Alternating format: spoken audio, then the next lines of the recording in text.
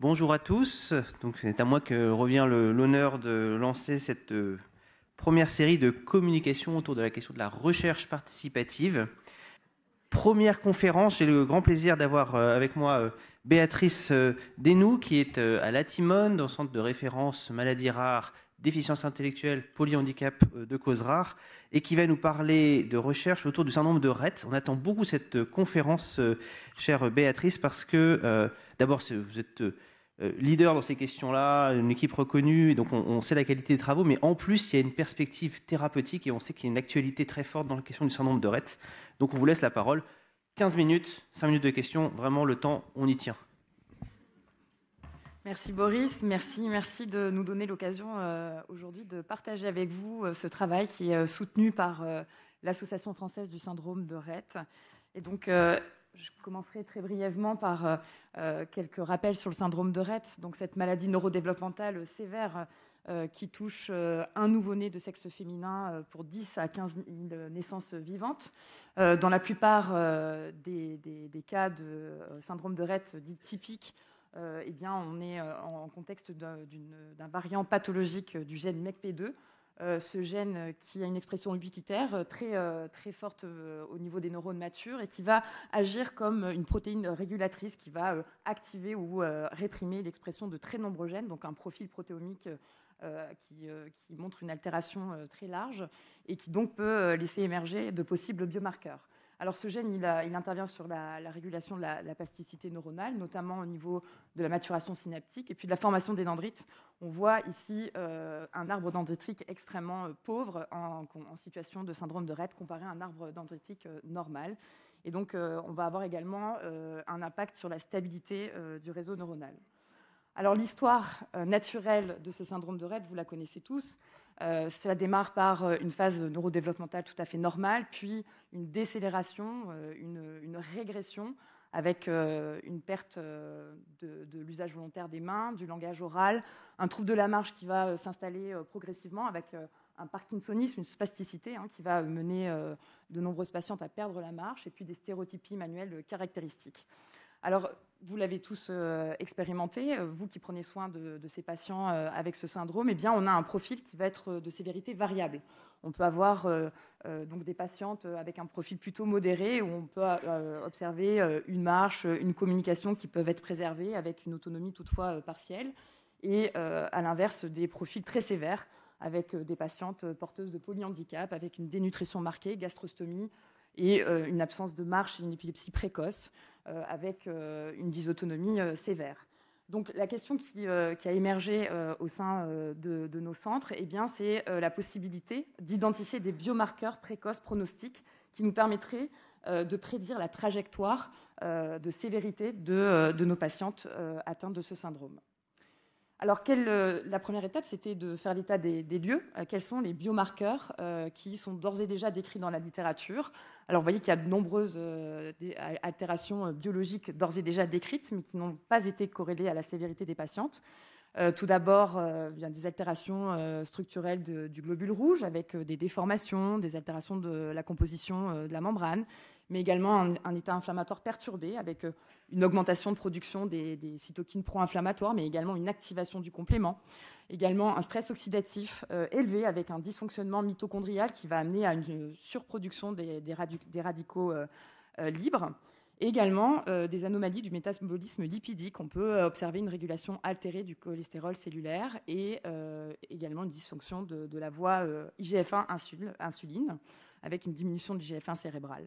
Alors toutes ces données biologiques, finalement, elles émanent d'articles, de papiers, avec souvent des cohortes avec un faible effectif ou de modèles murins. Et donc, il y a un réel besoin de validation d'une part, et puis de corrélation entre ces marqueurs biologiques et la sévérité du phénotype de nos patientes.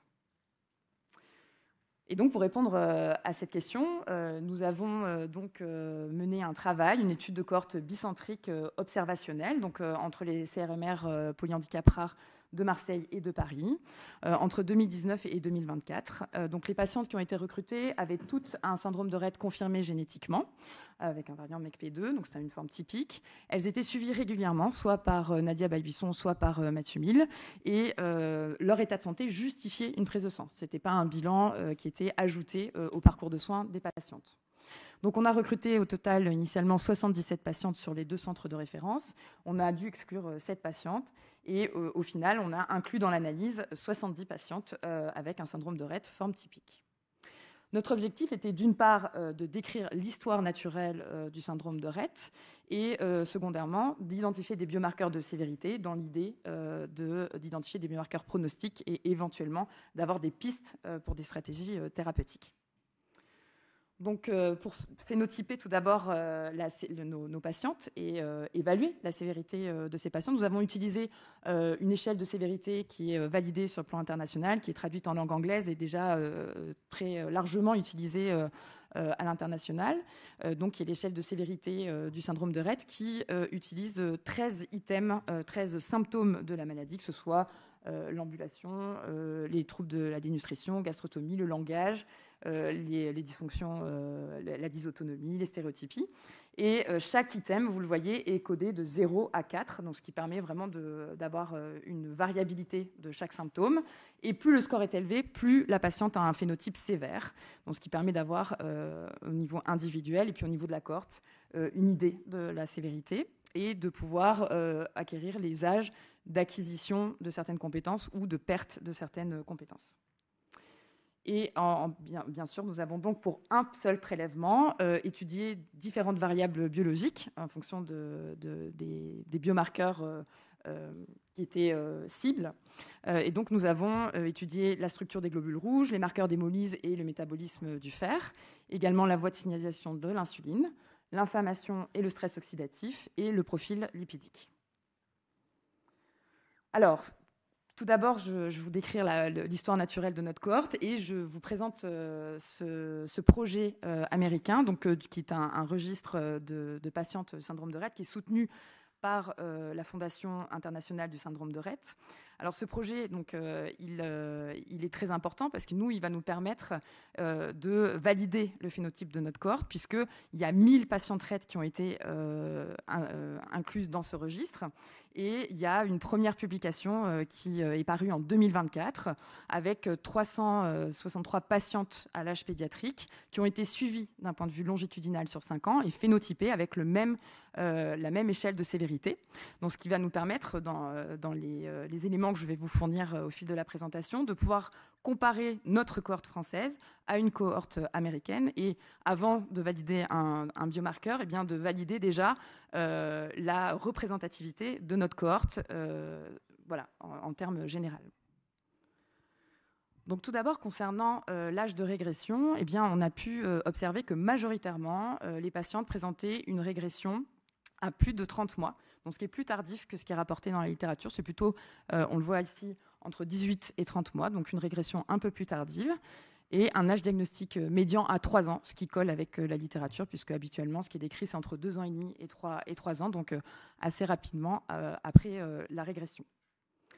Ici, vous pouvez observer donc, la distribution en âge de notre cohorte, avec un âge médian au prélèvement de 10 ans, donc une cohorte vraiment pédiatrique, avec très peu de patients qui étaient à l'âge adulte. Et en termes de sévérité, eh bien, on voit qu'on a effectivement une variabilité dans la sévérité qui est intéressante, avec un score médian de sévérité de 21. Je vous rappelle que le 45, c'est le score maximal. Donc là, on a un score moyen de 21. Et ce qui est intéressant, c'est que la sévérité médiane de notre cohorte colle parfaitement à la sévérité qui est retrouvée sur la cohorte américaine, avec plus de 300 patients qui retrouvent un score moyen de 21,7. Et ce qui est pertinent également, c'est que effectivement, la cohorte américaine a été suivie d'un point de vue longitudinal et on peut voir l'évolutivité annuelle de ce score à prévoir, qui est une augmentation de la sévérité avec une augmentation de 0,24 de points de sévérité par an. Et nous sommes intéressés ensuite à essayer de pondérer ce score de sévérité spécifiquement dans notre cohorte. On s'est interrogé, on s'est dit quels sont les items, les symptômes qui influencent majoritairement la sévérité de notre cohorte française. Et ce qu'on a pu identifier, eh bien que c'était la marche et la scoliose, qui étaient les deux facteurs contributifs vraiment majeurs de la sévérité de nos patients, puisqu'ils vont influencer le score de sévérité à hauteur de 25%. Donc c'était vraiment un élément qui n'était pas décrit d'ores et déjà dans la littérature. Si on détaille sur la marche, eh bien, nos patientes, pour plus de la moitié, étaient non marchantes, 13% qui avaient perdu la marche et 40% qui ne l'avaient jamais acquise. Et là encore, on voit que notre cohorte, eh bien, elle est représentative puisqu'on a dans la cohorte américaine 52% de patientes non marchantes. Concernant la scoliose, on a 40% de patientes qui étaient scoliotiques contre 46% sur la cohorte américaine. Et pour nos patientes scoliotiques, on avait à peu près la moitié qui avait bénéficié d'un traitement chirurgical. C'est les données qui étaient non disponibles sur la cohorte américaine. Concernant l'alimentation et la nutrition, alors on avait 60% de patientes qui avaient une dénutrition modérée. Et la dénutrition sévère, donc on l'a définie par un BMI qui était inférieur à -3 DS. Et là, on a, comme vous voyez ici, 13% de patientes avec une dénutrition sévère. Et on voit que ça colle complètement au pourcentage de patientes avec une gastrostomie, puisque 15% des patientes ont une gastrostomie. Donc, c'est les patientes avec dénutrition sévère qui ont bénéficié d'une gastrostomie. Je m'arrête 2 secondes pour vous simplement bien spécifier que la gastrostomie ne permettait pas de redresser le BMI, de gommer la dénutrition.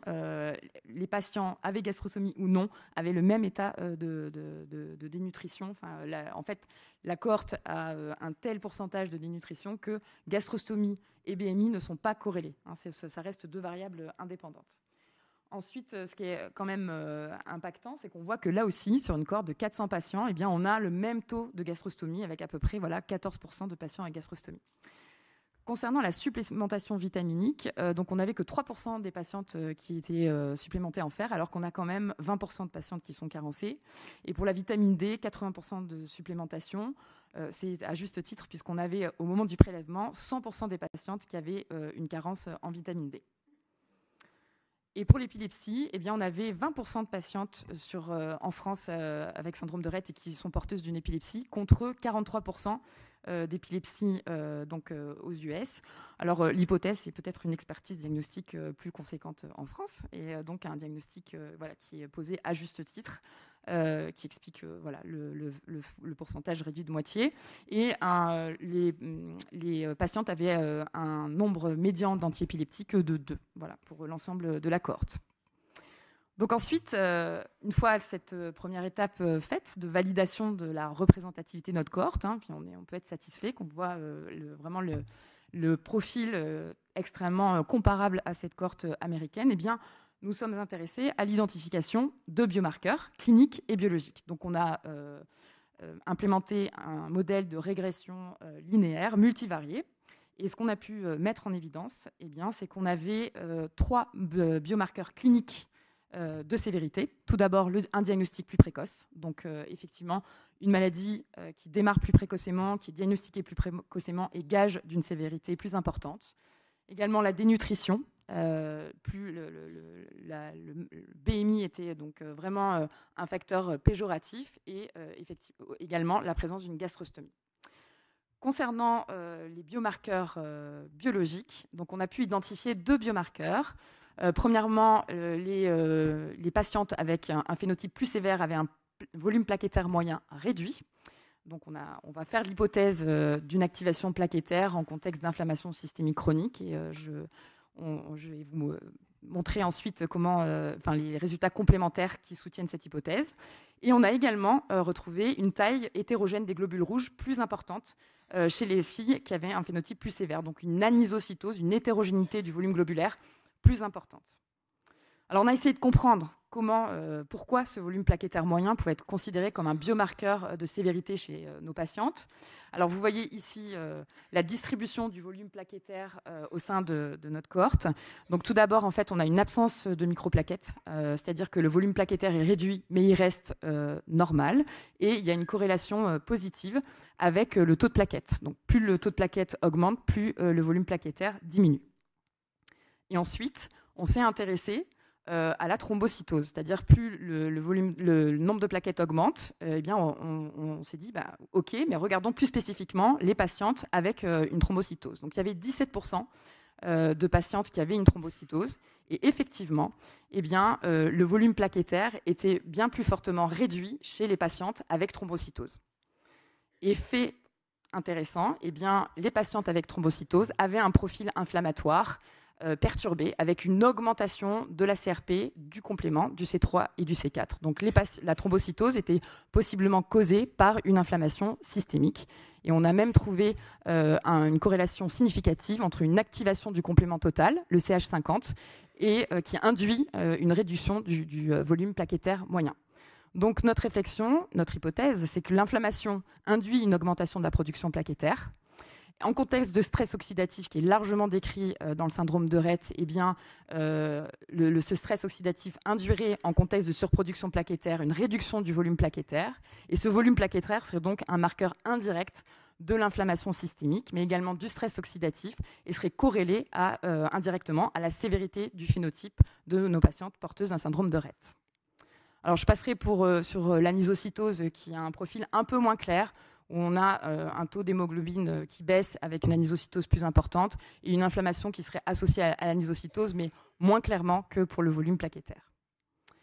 Donc très rapidement, on a analysé tous ces biomarqueurs selon différentes tranches d'âge et on n'a pas trouvé de biomarqueurs spécifiques. On a également réalisé des analyses binaires selon la présence d'une épilepsie ou non, la marche, la chirurgie de scoliose et la communication. On n'a pas non plus trouvé de biomarqueurs spécifiques. Et on n'a pas non plus d'effet centre. Donc ça, c'était intéressant de se dire qu'on a une cohorte qui est homogène, avec un phénotype homogène et également des pratiques comparables. Pour conclure très rapidement, cette étude, elle reste exploratoire. Ces biomarqueurs, la validation de ces biomarqueurs nécessite de les comparer à une cohorte de patients Rett contrôle.